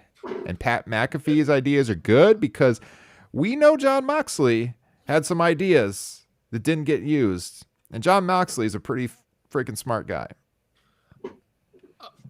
Okay. there are absolutely talents within WWE that bring bad ideas to the table. There's no denying that. It's absolutely true. My question is, what ideas is Pat McAfee bringing to the table on it? Because he's an announcer. I mean, I get that he has a match at WrestleMania, but like, you know, I mean, he was just doing that suck it bit. All right, dude. How about when Rick Boogs and Shinsuke come out, I'm gonna get on the table and Jesus. I'm gonna dance with the Knack Man and the Boog Man. That's what I'm gonna do. And you know what? How's that? And it's funny because like that, they don't care about that. They're like, okay, sure, do that. That's great, pal. Yeah. But like, I just don't know what ideas on a weekly basis. It's totally different. I don't think that's fair. We're gonna run out of time. Yeah, we're because there's a lot. Because Brock Lesnar's comments on ironically on the Pat McAfee show a few weeks ago, they really pissed me off. And I know Brock could kick my ass 6 ways from Sunday, but those comments deserve to be raked over the coals and buried when he talked about get over everybody. I'll just bring it up now. I don't give a damn if I get in trouble. Okay. All right. It's pretty hard, Brock, for people to get in trouble when you're changing the finish of the Royal Rumble and Elimination Chamber day of. Yeah. So, you know, I know Shane McMahon took the brunt of the Royal Rumble and he deserved it because he was like all-time irrational from my understanding. But do you think that the last 10 guys were thrown out like a sack of shit because the writing team thought that was a good idea? Or that Vince McMahon thought that was a good idea? Do you think that the 4 people in the Elimination Chamber were made to look like complete jobbers because the writing team thought that was a good idea? Or Vince McMahon thought that was a good idea? No. So I didn't want to hear that. I thought that was a completely inappropriate and out-of-line comment from Brock Lesnar, who, in my opinion, is behaved behind the scenes in a way that is reminiscent of 1995 Hulk Hogan. That's what I was just going to say. Are you saying he's turning into Hulk Hogan? End rant. Yes. Yeah. I was just going to say, and to Pat, I think it was unfair. You know, he's new to the company. Sure, they listen to his ideas, but it doesn't mean that other people bringing ideas. Your ideas are so much better than theirs. And they respect celebrities more than they do the mid-card wrestlers. I mean, my hat's off to Pat McAfee. Remember when Michael Cole, his current broadcast partner, like tried burying him because McAfee was wearing like weird shorts or something at WrestleMania a few years ago? And McAfee's like, all right, I'll just fucking leave if you have a problem with it. And Vince's like, no, please stay. And like, McAfee got one over on Cole. Well, if that was like Rick O'Shea, I don't think he's getting to wear his wild shorts. I know not everyone in that locker room grew up around the business and even followed the business growing up, but I think there's a lot of smart people in that locker room, and I'd say it's a pretty good bet that over half of them have better ideas about creative and pro wrestling than Pat McAfee. Yeah. And, you know, I would take that bet. I am not in the locker room, as you know, but if you wanted to get Austin Theory over, having him get a clean win over someone like AJ Styles, in my opinion, would be a far better scenario than having him beat your fucking announcer. Yeah. But what do I know? And the plan was for Vince McMahon to be involved in this somehow. I don't know if that has been dropped or what, but I know that originally that Vince was supposed to be involved in this situation. And I'm going to pick Austin Theory to win because I think it is insane if you beat it. I'm not in love with Austin Theory. I am not Jim Cornette. Okay, I don't think he's like Austin Theory, some great prodigy, but it would be insane to have an up-and-comer lose to your fucking SmackDown color commentator. Yes. I'm also going to take Austin Theory, even though in the odds McAfee is currently favored. It's close. It's -140 to +100. So, Ryan, who you got? I'm going to take Austin Theory. I'm probably the only one here who actually has an Austin Theory t-shirt. Just that might scare some of you guys off. My God! Yeah.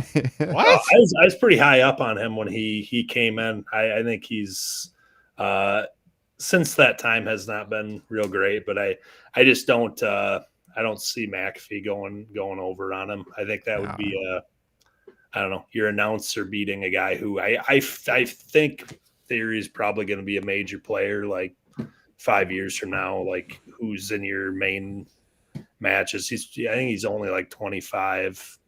I don't like the selfie gimmick on him, but I think he's a pretty good performer. So I'll take him. I mean, the dude hasn't really gotten over much, with Vince McMahon with him. So what's it going to do for him if he loses to your SmackDown announcer? Yeah, you got to put Austin Theory over, I think. Justin? I feel the same way about Austin Theory as Vince McMahon felt about Christian. I want a pixelated thing over his face, so I don't have to look at it. They got the technology to do that. Oh my God, I almost spit my fucking beer all over the computer. This is why you need to be watching the video feed, all you listeners of this show. That was great. So I'm going Pat McAfee. Scrolling an hour and 35 minutes in. Go to youtube.com/Top Rope Nation and scroll an hour and 36 minutes into the show for that one. All right. We got the triple threat tag match for the prestigious Raw tag team titles. RK Bro taking on the Street Profits and Alpha Academy, that being Chad Gable and Otis. I'm going to go with RK Bro retaining. Don't have any really deep thoughts on this. I think, we don't get to that split yet with Orton and Riddle, and they retain. That's all I got. Huffman? Yeah, I have them retaining. I dropped a stat earlier, drop another one, but I guess Orton, he's first wrestler to ever enter as WWE champion, tag team champion, world heavyweight champion, intercontinental champion, and U.S. champion. So he has entered a Mania. I think he's approaching like the most WrestleMania appearances maybe too. I'd have to look at that. But I think those two break up eventually and you get a main event match out of that, but not quite yet. Has he ever missed a Mania due to injury? 32. That's right. Yep. I gotta change that in my notes. I knew there was somebody else. I didn't have that in there. That's a good point. Yeah. All right. Justin? Kyle? No, Justin, go ahead. I'm just hoping for a Montez Ford heel turn or something here for the Street Profits to break up. If it's not going to be RK Bro, at least make it the Street Profits do something interesting. Mm-hmm. I guess I'll pick Alpha Academy. Oh my. All right. I did not mention this for the SmackDown tag team title match. Teased it a bit, but a negative byproduct of having tag champs for each brand is that when you actually have an overact like RK Bro, and props to WWE for not breaking them up. We've talked about that on this program for weeks, that this act has staying power and should not be broken up just yet. But the issue is, because you have such little depth with a brand split and two tag divisions, you can't have your champs ever become too dominant or you risk running out of options for them. Now, the flip side is cheapening them by having them lose to lesser teams just to keep things interesting, which they almost are never interesting. They did just have them lose to Alpha Academy and win it back. So I think RK Bro retains here. To Justin's point, which he said, I think the Street Profits, perhaps as a team, may be going heel. There was a promo on Raw a couple weeks ago where they seemed to tease that. They were throwing out those buzzwords like aggressive and things of that nature. All right. Well, that's it. that's the tag match. All right. Oh, I thought that was the end of the show. Yeah, we're done. See you later. Enjoy. Edge and AJ Styles. Kyle, do you have any comments on Edge's promos in recent weeks? Look, man, I have all the respect in the world to the guy. I subscribe to his newsletter. I learn a lot from him. I use the Wrestling Observer newsletter as a resource when I do research for historical pods. I don't think there is a Dave Meltzer take I have ever disagreed with more than the one he laid out, what was it, about a month ago, where he said few are better than Edge at delivering promos. These promos stink. I don't know who thinks they're a good idea. I think they're ill-timed. He was just put over as this big baby face with his wife in that Miz feud. And then out of nowhere, he turns heel against AJ, who turned babyface in the softest manner possible when he was turned on by Omos. So this feud stinks. I think it's the pretend good match of the night. I think people that like WWE will lie to themselves and say this match is really good. I hope they prove me wrong. But it is hard for me to get invested in a match between two guys who are above a certain level, won't ever go below that level, and will also never be moving up to world title status, nor should they. Other than that, I think this is a fine program.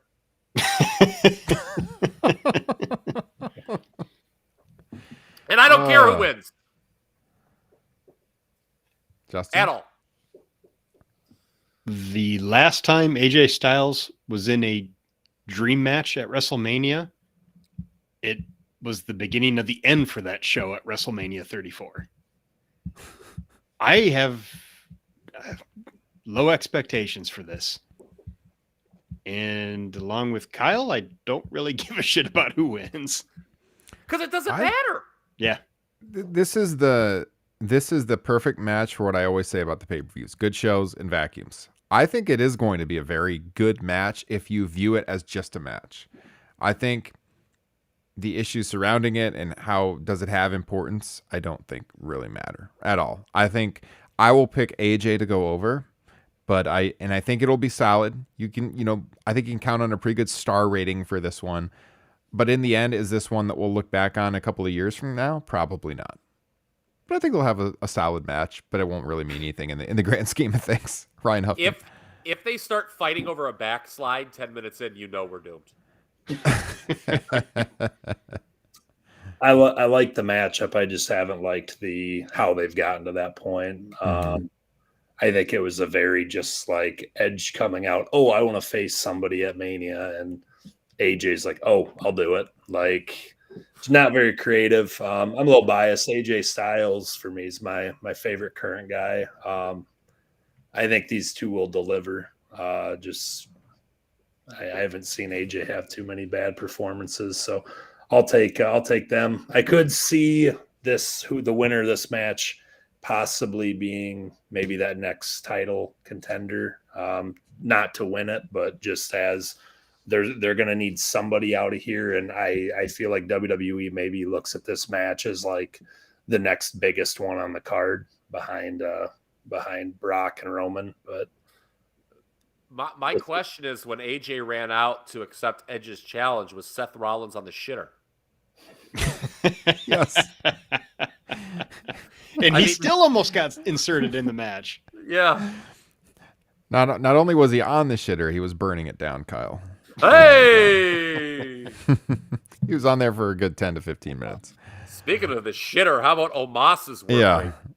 rate? Omos, you mentioned the split with AJ. He's the monster now. Bobby Lashley coming back from that injury. We talked about that on the review of Elimination Chamber and the injury that he went through. He's got back in time for WrestleMania. Did Bobby Lashley get back in time just to lose to Omos? That seems very bad. Yeah, this is the oddest bit of matchmaking on this card. You've got Lashley, who was not beaten for the WWE title, and obviously needs a win to set him up, I would think, for the Roman Lesnar winner. Yeah. Right? I mean, to what Ryan was saying about the Edge, to me, Lashley, this guy did not lose the world title in the ring. He's got a very valid claim to being a contender to the winner of the main event. And he's one of the few guys in this company that the people buy as having a legitimate shot of winning. And I see in his chat, this is another, is MVP still with Lashley? He didn't come out on Monday, and he is not listed on Wikipedia in parentheses. Mm-hmm. So I don't know what the deal is there. Okay, so I've made the case why Lashley should win. But on the flip side, are you just going to smash Omos after building him up for a year? Right. My only thought is, are they maybe sending Omos back down to developmental because he's just not good? I mean, that was kind of my thought. Like, I know everybody was excited about him last year at WrestleMania, but he didn't look near ready for any kind of major, like even like a Diesel type push then. Oh. Yeah. Remember what we talked about? I think it was on that WrestleMania post show. That here's a guy, he's 7 foot whatever, played college basketball at a big school. He was South Florida, right? Because your boy Taco Fall, Justin, he was Central Florida. I think I've got my Florida schools correct there. But Omos, he didn't even get a sniff from the NBA at that height. What does that say about his athleticism? Yeah. Hello. Yeah, South Florida. Okay. Yeah, I mean, it is odd matchmaking, and I think it makes it hard to pick a winner, honestly, because I agree with you. Why you spend all this time building them up just to lose here? But at the same time, do you undermine Bobby Lashley, who should be in that main event picture? So unless MVP factors into the finish somehow, I suppose that could happen. But Ryan Huffman, what do you think of this one? I think this match is a product of they just didn't know what to do with either one of these guys. I don't think maybe they thought Lashley would even get back in time, possibly. I don't know why. I think a better thing with him would have been wait till Monday Night Raw and bring him back, then throw him into this personally. And then Omos, I don't know how you let a guy like Braun Strowman go in favor of this guy. I think he's it's pretty bad. But I don't know. Yeah, I was gonna say, that might be why. Yes. Yeah. I don't care who wins this match. All right. I love the do not care answer has been like this big theme. Yeah. Tonight. WrestleMania, baby. WrestleMania. Bigger, better, do not give a shit. Stupendously stupid. It's WrestleMania 38. The showcase of the. All right, we've reached the winner take all, third time's the charm WWE champion versus Universal champion match. Roman Reigns and Kyle's boy Brock Lesnar. So we know the history. We know, Kyle, you heard the boos in the Superdome for this match the last time out. God, all I think about is Chad Repack just keeling over, laughing when Reigns got that reaction because he said to me, he's like, I hope they still boo Roman out of the building. And they did. And I said, oh, dear God, we're going to keep going with this, aren't we? And there were beach balls, and it was a mess. And we had been in that venue a long, long time. Does this match defeat WrestleMania 34? Is it a better contest? I sure as hell hope so. Now we're 4 years out from that. At that time, they were 3 years out from the first WrestleMania encounters, and not much difference there. Still relatively recently. God, you gotta think that Roman Reigns finally gets that win over Brock Lesnar, don't you? I know we thought that Brock wasn't coming back to Roman, and but he did get some wins in the interim since he's returned. So I think I'll pick Roman Reigns here. I'm not particularly looking forward to the match. We know that they're going to have winner take all with the title belts, but they're not going to have a unified champion long term. I still want a world champion on each brand. That's a Fox USA Network thing. This is tough to call though. So, I mean, it's got to be better than 34. 31, they had a pretty good match. Kyle, you've been a big fan of the 31 match. You talked about that in the past. Yeah. 4.5-star match. It should be closer to that one. The dynamic here is he got the heel Roman, of course. So, I mean, that's been much, much better, obviously, for his character. I don't know, man. I feel like they screwed over Roman before. You feel like they got to go with him, but at the same time, he's beaten everybody for how long now? I'm going to kick it to Kyle first because I'm sure you got some deep thoughts on this match. Okay. We've been pretty critical of this show, and I believe rightfully so. Okay, I don't apologize to anybody for our criticalness on WrestleMania 38 on the Top Rope Nation preview. Said more than anything at WrestleMania 38, more than Austin's return, more than Cody's debut, the result of this match is what fascinates me the most. it's not even like I'm not even anticipating looking forward to match quality. I really am interested in who goes over because I think it's going to be heavily politicked behind the scenes. You've got two guys that have been booked so strongly that they are the only ones you truly believe can beat the other, right? I mean, Lashley's the only other guy on the roster who you think has a chance of beating these guys in a one-on-one scenario. I get what you're saying, Ryan, about how, Reigns is 0-2, technically, I guess, versus Lesnar at Mania. It was Rollins with the cash in at 31, but he lost to him at 34. He didn't get the win. Yeah. He didn't get the win either time. Did finally beat him at SummerSlam 2018, and that meant nothing, really, long term. That was with the Braun distraction, right? Yes. Yes, okay. But they were so confident in their new babyface that we had to have someone standing outside with a briefcase to distract you from the fact that no one wanted the babyface to still win after 3.5 years. I just look at this build for this match in a vacuum. Brock lost in Saudi Arabia. He was outmaneuvered with the Heyman turn at Royal Rumble. Is he going to lose after all that? And moving forward, what is there interesting for Roman to do as champion? Who has he not wrestled that you would want to see? With Brock, you could make the case that, okay, Lashley beat him in that Royal Rumble match, so that's a match you could do run back. Drew McIntyre's a guy who's beaten him, so you could run that back as a title match. I see a strong case for Brock Lesnar winning here.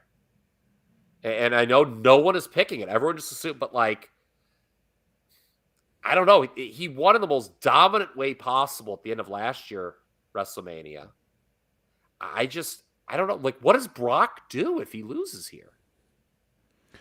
Let me ask you this. Do you think there's a good chance that they haven't decided on the finish right now? Because we know for 34, they were going back and forth. And 31, they changed before. Yeah. Remember Sika? He wasn't clued in. He wanted to fight someone. Right. I think there's a really good chance they haven't decided as we record this right now. I talked about Brock earlier in the show. Okay, maybe they think they've decided, but what's to stop either of these guys from going in day of, either of them, and saying, that doesn't work for me, brother. Yeah.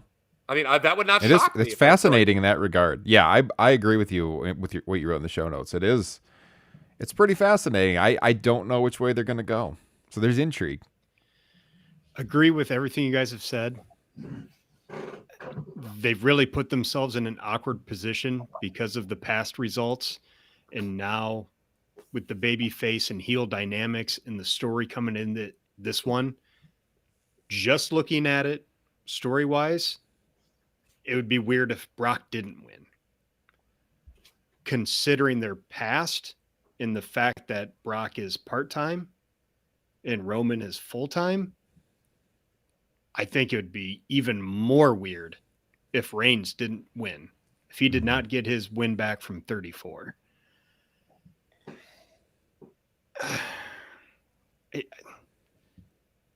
I agree with Kyle. There's more interesting matchups coming out of this if you go with Brock.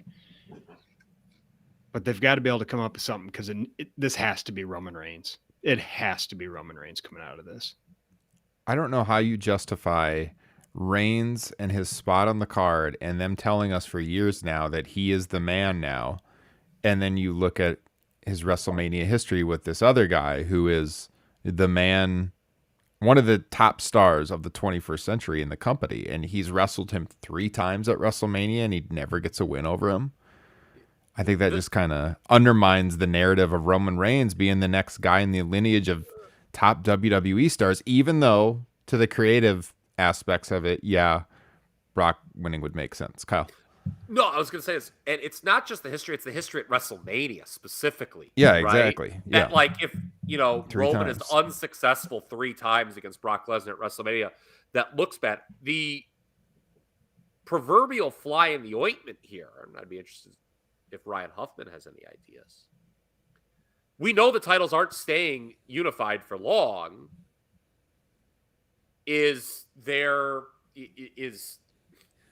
God, I mean, can you imagine if these two wind up as the two world champions again in 2 months after all this? Good chance it happens, I think. I mean, yeah, that's the thing. Yeah. And what's the scenario? I mean, does the loser of this get some win back somehow to do that?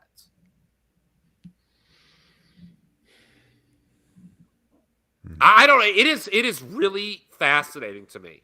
I'm when we review this, I'm gonna have I don't know. I feel a lot to say. I mean, that's the worst case scenario is for one of these to end up with the title again in the next 6 months, right? I mean, talk about the loser. You mean? Yeah, sorry, the loser. Talk about shit not meaning anything, in WrestleMania not having any kind of consequences. That's just the worst case scenario. Yeah. What do you think, Ryan? Who else could you make a world champion on this roster? Oh, Lashley. Yeah, Lashley. I mean, Big E's out Cody now. Rhodes. They can't bail him back up. Cody, obviously, is the wild card. Johnny Knoxville, Pat McAfee, Logan Paul. Pat McAfee should lobby that idea. I should. Yeah, see what you think of that one. Let's see how that goes. He should lobby to beat Brock Lesnar. Do it. Yeah, I think of any of the picks that are hard to make, I think this one's probably the toughest. I know, I've gone back and forth. Somebody asked me who I thought was going to win, and I've been kind of going Brock just because of how the story's gone. But the more I think about it and where I think they're going with 39, I mean, I think they're looking at going to The Rock and Roman, which I don't know if necessarily that needs a title. But I do think it does need Roman to go over on Brock here in a big match at a Mania because he's, 31 didn't really end with either of them going over. But I think Roman needs it more than Brock does personally. But I don't know. If Roman wins, is he going to continue to be champion all the way to next year? I mean, we're going to get that. Jesus. That feels dire. Oh, Yeah. man. I know he's Roman's I want to say he's the first person since Hulk Hogan to headline a Mania with the same title reign as the year before. So, I was critical of WWE because I thought for a long time they were taking the belts off of people too quick. So that is one thing, the Punk reign and now even this reign, I do kind of enjoy having that long-term champion, but I don't know. You look a year ahead. If he's the champion going into that to face The Rock, I'm like, well, do you just have him beat The Rock then? And then where do you go? Well, and that's the other thing. He has to beat The Rock. Yeah. That would be real dumb to have The Rock beat Roman Reigns. Real dumb. And the other question is, I asked it, and I don't know the answer to this. If Brock Lesnar loses here, what do you do with him? He's under contract till February. No. Correct? Yeah. Use them to build up some other people. Obviously, Okay. that's far too logical for them, but And he's going to do that? I mean, you give them some cheap wins in the meantime, and I don't know. Unless if he Yeah. beats those guys like Lashley and McIntyre in non-title scenarios. But I don't know, man. I mean, you're right. My big fear is that these two just wind up as champions of their respective brands in 3 months. Mm-hmm. And this was all for naught. Yeah. And nothing feels any differently. Does Paul Heyman have to take the F5? Have to? No. Well, I mean, he doesn't have to legally. I mean, the man has very good lawyers. Should Paul Heyman take an F5? I think that's the way you have Brock lose and save face. Like he does it and then gets speared right after? Or vice versa. Somehow Paul Heyman costs him the match, and then he gets to F5 Heyman afterwards. Okay. Yeah. I could see that. Mm-hmm. Well, we'll see what happens. Sunday night, the last match of a 2-night marathon with Roman and Brock. We'll be here to count it all down, the next morning, like I said at the top of the broadcast, Sunday morning we'll be talking about night 1, and Monday morning, night 2 will be live on the YouTube channel. Subscribe if you're not already subscribed, so you can join us live, or you can check it out on demand immediately after on the podcast feed. Anyone have any closing comments that we didn't get in? Can't wait for AEW Double or Nothing. Yes. Yes. Got to book that hotel, Justin. We do have to book a hotel. Yes, we will be there. Ryan Huffman, great to have you on the show again. I'll always appreciate your support on Patreon. Thanks for stepping up to the microphone and joining us for the third time, sir. It was a blast. Yeah, it's great being on. Looking forward to coming down, watching it on Saturday there in the old college stomping grounds. That's right. It's not nail polish, Tim Jensen. I injured my finger. Tim, he has talked about this on the podcast. In our chat in the live room, Tim was wondering why Kyle is wearing nail polish. Yes, his nail is black and blue. Yeah. So, all right, guys. The annual marathon that is our WrestleMania preview show has finished. I thank every one of you for listening to the podcast or watching us live here tonight. Put that tweet on the screen, pal! We were on Facebook. We were on Twitch. We were on Twitter. We were everywhere. Kyle getting some love for his t-shirt from Adam in the chat. Thank you, guys. We had an active chat room. So for those of you that were here live, appreciate that, and everyone on demand as well. This was the group I watched at that venue when I told that story on Watch Along last week. Black Rebel Motorcycle Club. Oh, okay. But I explained to the security guard the rules of rock and roll. Hey, by the way, guys, I didn't talk about this at the top, but get in the Facebook discussion group because I'm thinking about doing a contest for WrestleMania. Details to come. Link in the podcast description, or you can search on Facebook, Top Rope Nation Pro Wrestling Discussion. Get in the group so you can get involved in the contest. And also, we are giving away a $25 gift card on our Twitter page to either Pro Wrestling Tees or WWE Shop. All you got to do is retweet the tweet I put out there on Twitter and tag a friend in the replies, and follow us and subscribe on YouTube. And yeah, Ryan Huffman, he's wearing the Top Rope Nation colors right now with a shirt purchased from Pro Wrestling Tees. I should also say our Spreadshirt store has a sale starting tomorrow, goes till next Monday. I don't pump our merchandise too much on the show, but we have some great shirts on the Spreadshirt store. It's linked at topropenation.com. All you got to do is go to the merch section. Starting Wednesday until next Monday, 20% off.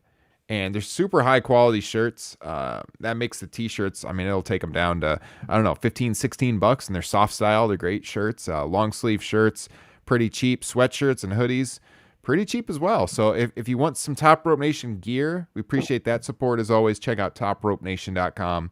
Go to the merch tab, and then you'll see the coupon code will be at the top of the merchandise page over on the Spreadshirt website. All right, so that does it. WrestleMania 38 in a couple of days. Check us out the next morning, and we'll be bringing you all the thoughts and everything.